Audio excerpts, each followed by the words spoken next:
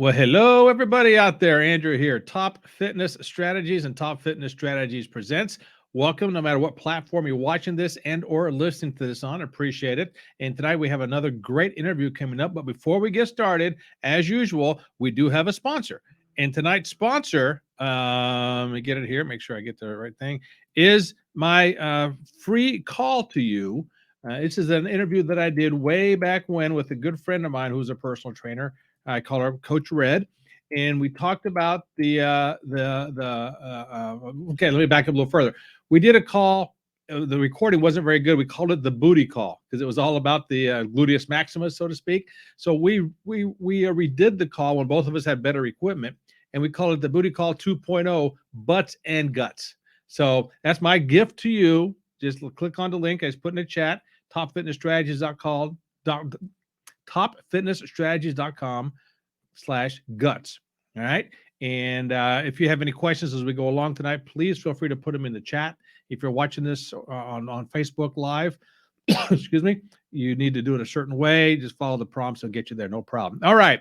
So let's get going. So my guest tonight is Stefan Zavalin, and he wrote the book, Sit Less, Evolve Your Work, and Live Without Compromising Your Health. Now, Stefan is Dr. Zavalin, I should say, provides an approach to improve the well-being of individuals without increasing the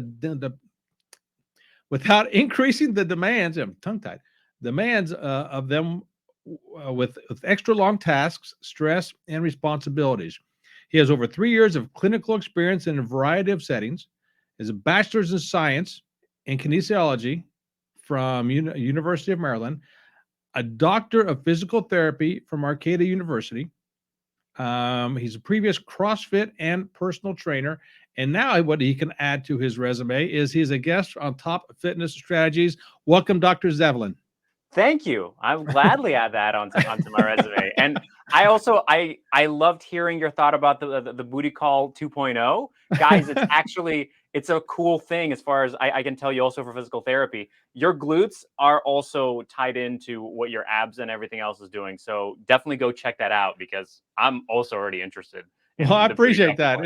It was a fun call we had back in the day. So, okay. So I'm going to keep calling you Doc. So I hope you don't mind me calling you Doc because you told me to call you Stefan before, but I just had a habit. I like to be more professional here. So because everyone knows me, I'm Mr. Professional, especially the guys that watch me constantly are rolling their eyes right now. Believe me.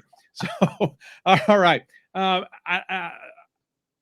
like to tell everybody how I got to know you or come to find you, or we basically found each other. Long story short, we were both in a let's say a virtual podcast extravaganza recently, and through technical issues, not of ourselves, not of anybody in particular, but the whole massive thing, we couldn't get to do what we wanted to do then. So he was gracious enough to give me the time to do this evening. And because right now, we're doing this live in the evening, so wherever you're watching this, so that's how we met. So I know, Doc, I'm rambling on here, but tell the people who you are, where you came from, all about yourself, and then we'll end the thing. No, I'm kidding. We'll go on from there. I love it. I love it. So go ahead and do your spiel. So way back when, originally I was born in Russia, and then we moved to the States. That's where the last name comes from, because a lot of people go like, Zavalin, must not be from around here. But as I was growing up and everything, I initially really liked sports. Sports were fun. I was always moving around. But then I got into music, and sports kind of fell by the wayside. That passion only really finally got reignited once I got into undergrad and around that time. And then I kind of found CrossFit, found personal training. I changed from music to kinesiology, which is effectively exercise science. And so I had this kind of spark up in me, and I was like, okay, what do I want to do with this? I like movement. I enjoy moving my body. Movement is fun. I love teaching people about it. What's next? And my parents said, well, we helped pay for undergrad. You need to go to grad school. They weren't going to help pay for grad school, mind you, but I still had to go. So I thought, what in the world am I going to do with this? I don't know what you do with a bachelor's in kinesiology. Looked at it, found physical therapy, and thought, you get paid to do this? This is amazing. I want to do this. This is fantastic. Let me go in and do it. So got in for my first semester of physical therapy school. Loved physical therapy school. It was great. But first semester, I basically started having a pain in my eye. And to give a little context, my Wow. other eye was not great to begin with. Long story short, it turned out that I got a parasite in my eye, and I Oh had to my pull out word. of grad school. And a while later, many surgeries later, I eventually finished grad school. But unfortunately, I also started losing my vision. Nevertheless, finished grad school, got into the clinic. And at that point, my vision was right around the kind of, oh, I can sort of see. If I put on reading glasses, I can kind of read, but I can't really drive. So Okay. functional. Worked in the clinic. I still liked being with people and interacting with them, teaching about movement. That's great. But I noticed a pattern. People come in, I give them exercises, do hands-on things. They feel better. They go away. A year later, they come in, same exact problems. Mm-hmm. It wasn't the exercises. I mean, okay, let's be honest. When I asked them if they did the exercises, they would say no, but I can't really blame them. If I gave myself a workout regimen for physical therapy, I also didn't stick to it for too long. Okay. When you're not in pain, it's hard to motivate yourself when you're not in pain to do something like that. Right. Right. So I noticed, well, what is the problem?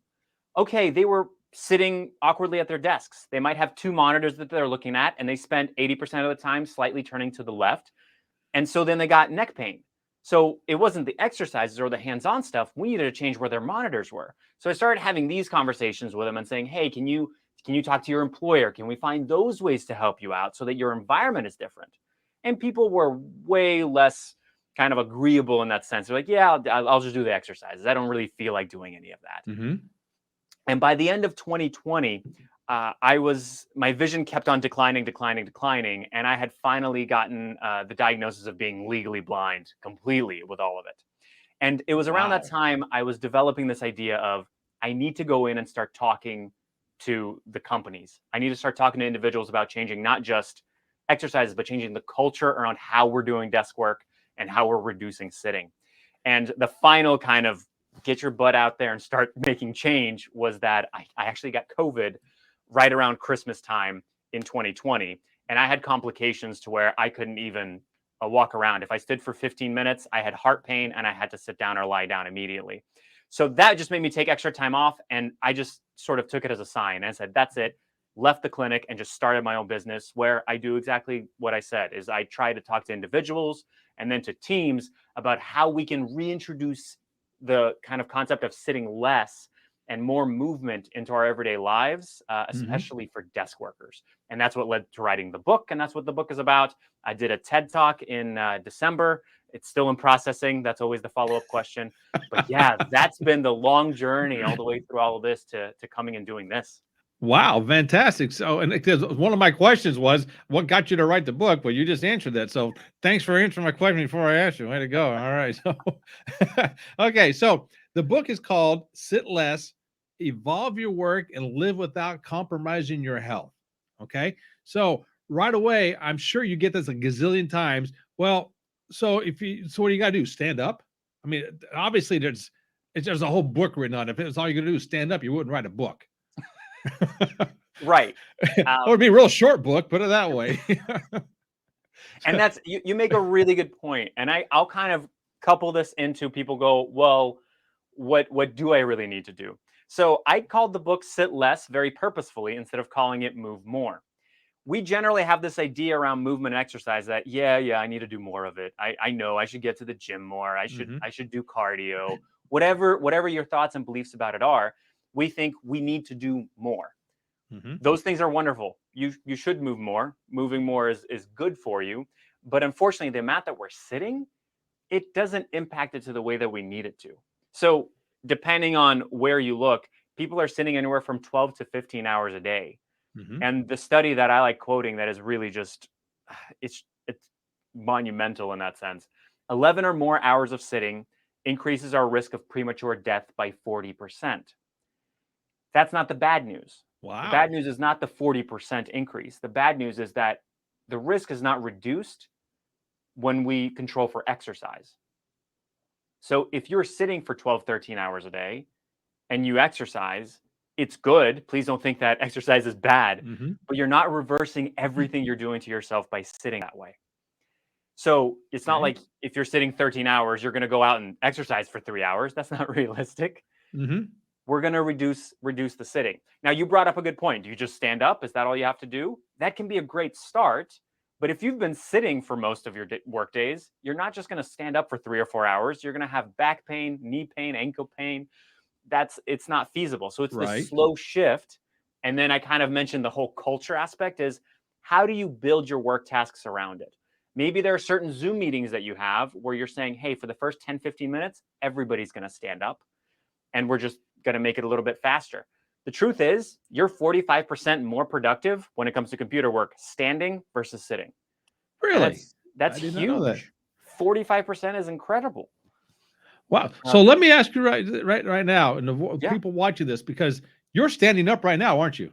I am. Yeah, I can say you're standing up, and I'm the goofball sitting down here because I'm lazy, I guess. Yeah, one of those kind of things. So now you hit on a couple of real good points, and something that I always stress. And for those that don't know, I write a weekly column in my local newspaper, just a 300 to 500 word column, real simple, and I answer questions about health and fitness in a real simplistic, broad stroke kind of way.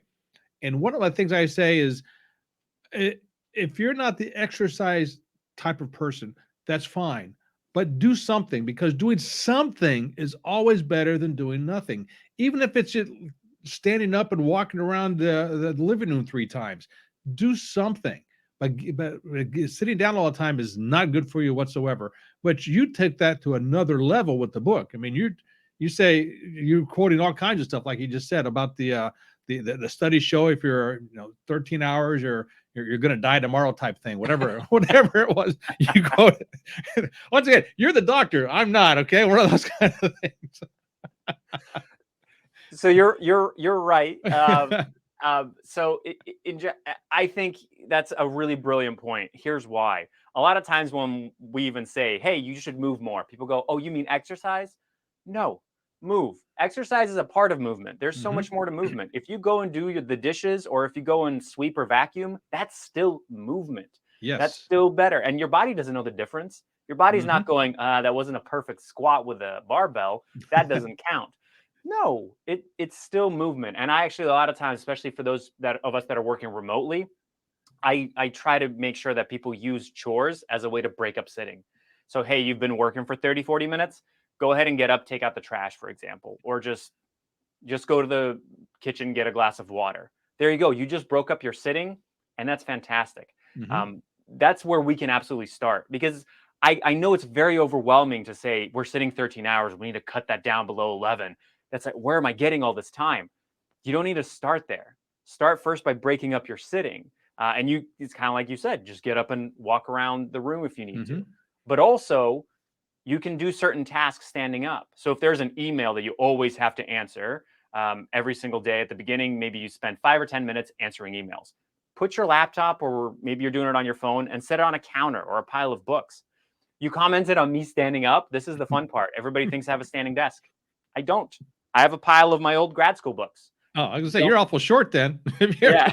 Don't tell my professors. But yeah, exactly. They're right there. But they're serving a higher purpose. It's not as if we have to spend money for this. We just have to build up the habits. And I think that's the hardest part, is building up the habit of always doing this. Now, as you were saying that, it triggered something I heard. This is, I don't know how many years ago, that, and I don't know how accurate this is, and I don't know if you've ever heard this before, but for somebody to sit in front of a computer to do work, they really don't get into their work in a deep level of focusedness, if that's even a word, for about 20 to 30 minutes after they sit down and start doing it.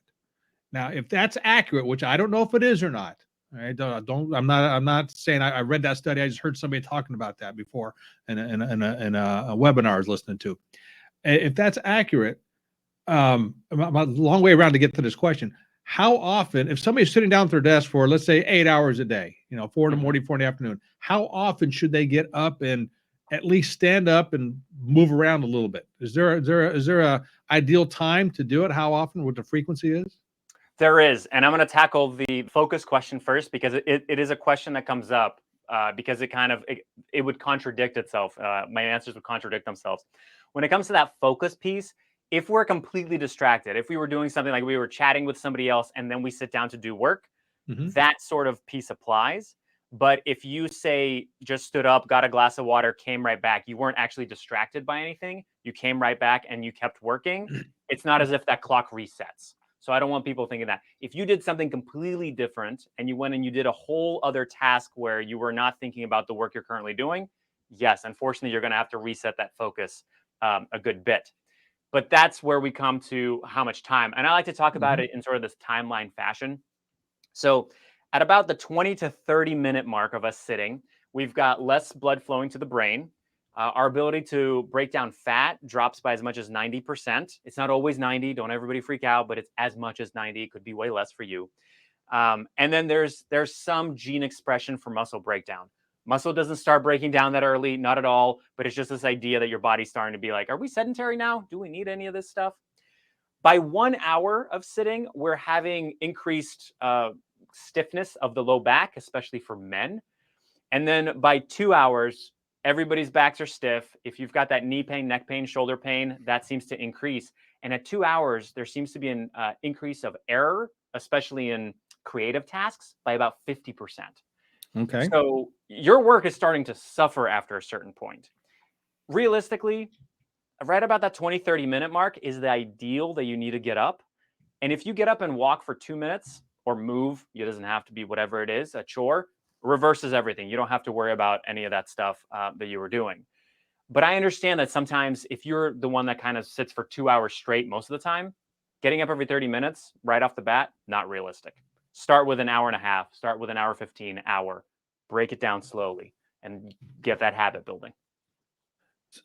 Okay, so how often do you have people that, and I'm going to assume this is pretty high, that say, well, I get to my office, get to my desk at 8 o'clock and I don't get up until, 11 or noon.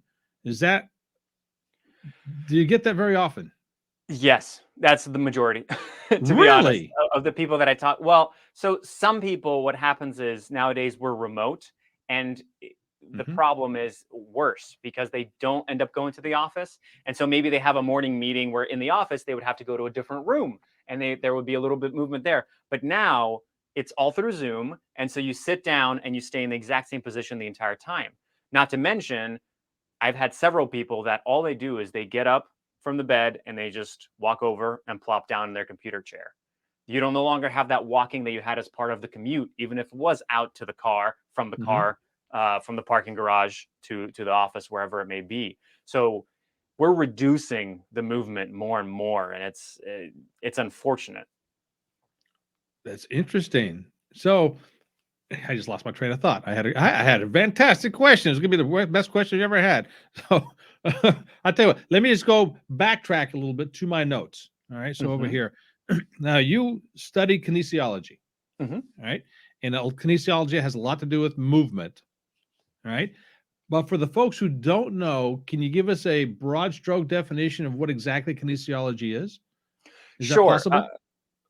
It's somewhat possible. I mean, if you Okay. really want to think about it, it's the study of the motion of the human body. If you really want to think about it, and as we're really breaking it down, like the Latin meanings of kinesiology. Okay. Okay.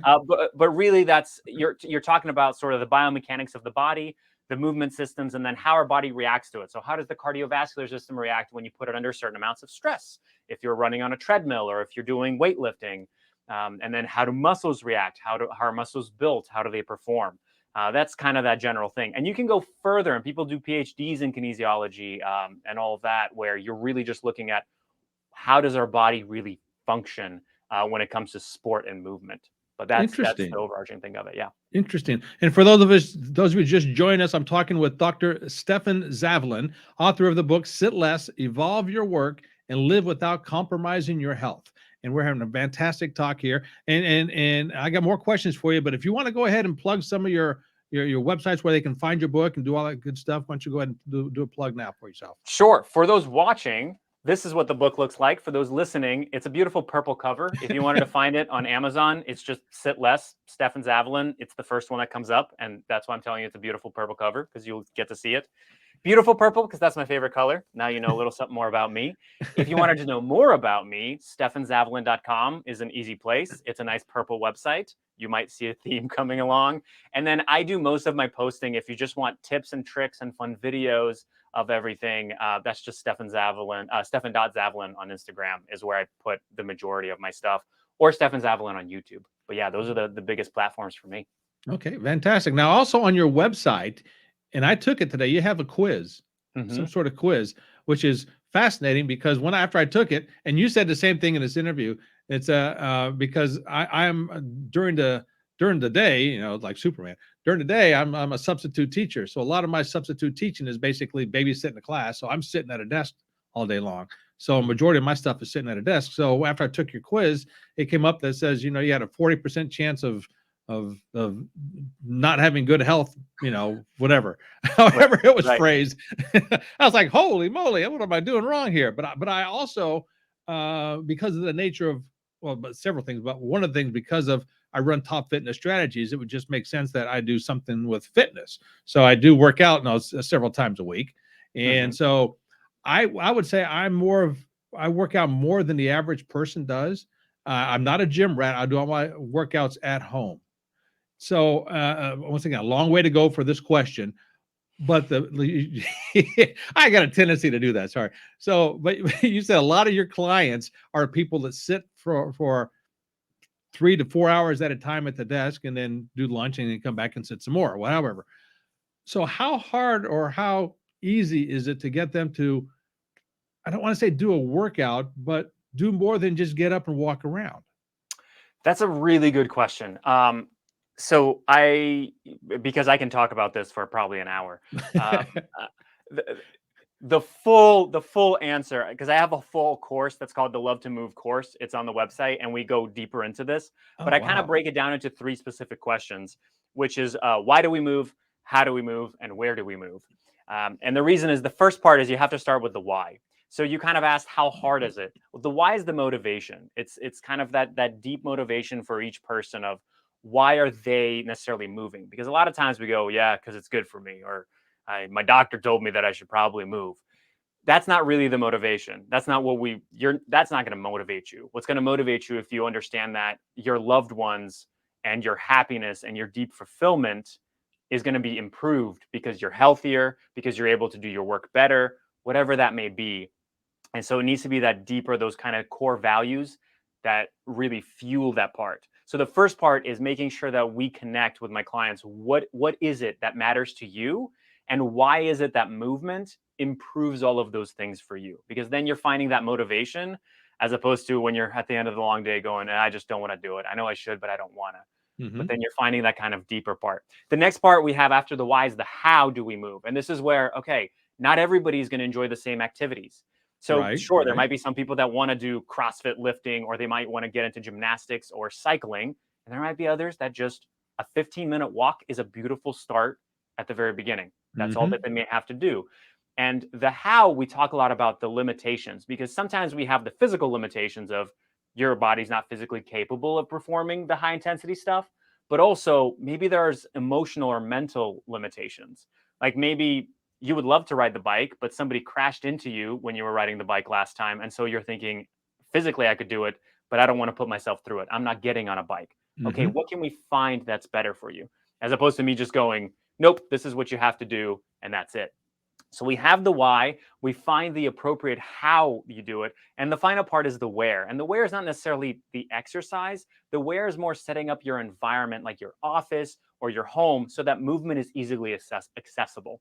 Because if you're usually sitting down, you've got wires all over your chair, you've got like a filing cabinet behind you, and it takes a whole lot of wiggling to get up from your desk, you're not getting up every 30, 40 minutes. That's just not happening.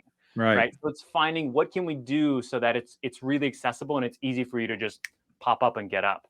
But to answer your question in the terms of exercise, I don't always look for exercise as the first solution.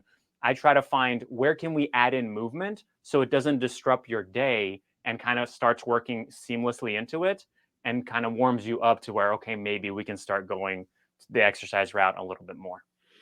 Okay. So I want to make sure we distinguish the two, and I think you hit on it earlier, but I just want to make sure we emphasize this.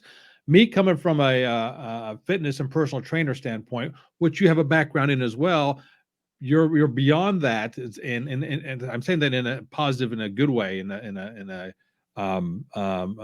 professional way. you just don't look at working out as being exercise. You say, okay, let's get somebody moving first, because in order to exercise, you have to move. Mm-hmm. All right. And like I said, moving is doing something is always better than doing nothing. So, once again, just lost my train of thought. What is going on with me tonight? Lost my whole train of thought with this movement thing. So, if the human body, and I say this all the time, the human body is designed to move, not so much exercise. And it just hit me now, because I'm always saying it's designed to move, but then I start mentioning exercises. No, it's designed to move, so you have to start moving it. Am I hitting it? I'm not. I know I didn't ask a question, but I'm making. No. Am And making I sense? think you are. We're picking up the piece that I said earlier, where we think that whenever we say move, we mean exercise. But no, exercise is a subsection of movement. It's not all movement. And it's kind of like my favorite thing is always saying, picking up a piece of paper from the ground and squatting are the same thing. Your body doesn't really know the difference. It treats it as movement. And one of the things that we go into in the course as well is kind of these 4 things that we need to do in order to make sure we have a healthy movement practice.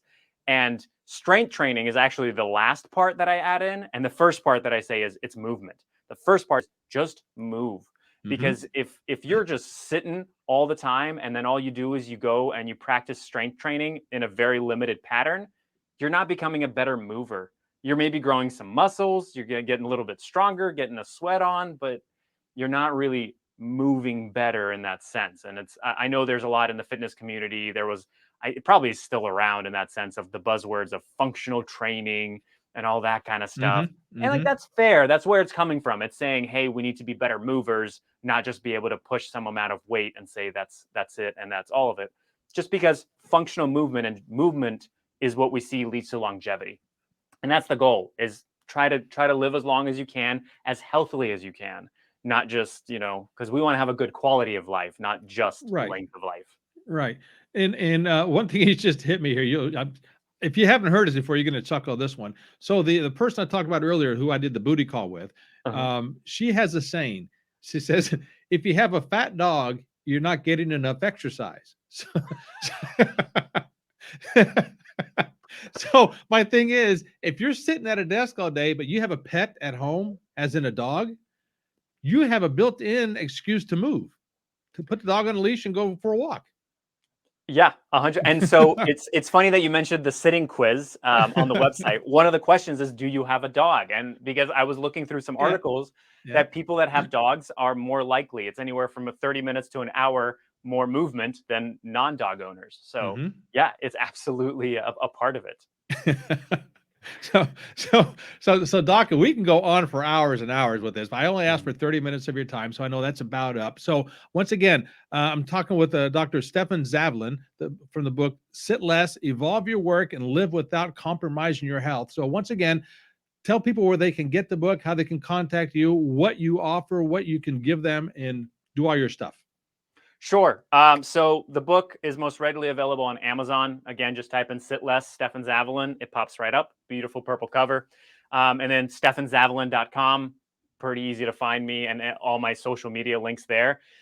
Really, the biggest thing that I work on is I do present for teams, but I also work with individuals to make sure that we're adapting your actual environment towards it. And I'm not necessarily a personal trainer. I'm not going to go in there and give you a bunch of exercises. I'm trying to find those solutions for you that are going to be long-term, not just an immediate workout plan, because I think you all have been hit over the head with that a lot. It works for some. It unfortunately doesn't work for all. And we need to work our way up to that eventually. So that's kind of, that's what I provide. Yeah. And do you work with a certain age group? I guess I should have asked that earlier. Do a certain age group of folks? Not necessarily. Unfortunately, as we're seeing more and more, the older people are, the more they sit. So if anything, the older you are, the more likely it is that you need my services. And once again, I'm going to go over a little bit. Sorry about this. Because I mentioned I was a substitute teacher, and what I'm noticing more over the last several years are students that are not athletes. They're less and less active, and obesity is getting, and I hate to say this, is getting more and more rampant in the middle schools and high schools. And what I'm seeing is the elderly folks, the 50 and above, maybe because that's my age group, are being more and more active. Are you seeing that at all? I actually am to a degree, and I Okay. think and I wonder to what degree screen time has to do with this, given the fact that also there is that discrepancy of the younger population is on devices more than the older population, and there might be that divide. Oh, Um, wow. Yeah, I never but thought of that. Yeah. I personally, I don't want to villainize screens and devices and the internet and all of that because I understand it's not going anywhere. It's here to stay. So I Mhm. rather the way that I go about it is I find how can we work with it. So, for example, I had a recent post on Instagram of the sort of things you can do to use your phone longer and keep your posture better. Because if I just tell you to stop using your phone, you're not going to do it. So we have to find ways that we can work with this Oh, technology. I like But I that. think it I like might be that. technology that is possible correlation. Fantastic. Well, we'll end it there. And Dr. Stefan Zavalin, the book "Sit Less: Evolve Your Work and Live Without Compromising Your Health" has been my guest tonight. Want to thank you again for being here. This has been fantastic. In the future, I'd love to have you back. We can talk more and get in more in depth about stuff if you don't mind. I'd love that. I would be so happy to be back on. It was an absolute blast. Thank you for having me. I have all your links posted. It'll be if you're watching this live, it's on in the comments. If you're listening to this afterwards or watching this afterwards, it'll be all in the show notes. So don't worry about that. So once again, Stephen, thank you for being my guest this evening. And is there any final words of wisdom you'd like to give the people? Just the final thing, it's not always about doing more and more of the good, like moving more. Sometimes you just have to do less of the bad, like sitting less. That's it. Love that. Love that. So, all right, folks. Well, once again, this is Andrew Toff Fitness Strategy with my guest, Dr. Stefan Zavalin. And until next time, this is us. Ciao.